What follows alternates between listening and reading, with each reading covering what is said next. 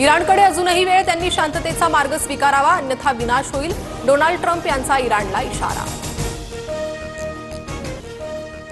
Israel Iran संघर्षात भाग घेऊ नका, अन्यथा लाल समुद्रात अमेरिकी जहाजांवर हल्ला करणार. येमेनमधील हुथी बंडखोरांची अमेरिकेला धमकी. अमेरिकेने इराणवर केलेल्या हल्ल्यानंतर इस्रायलमध्ये आणीबाणी लागू, शाळा कॉलेज बंद, लोकांच्या एकत्र येण्यावरही बंदी.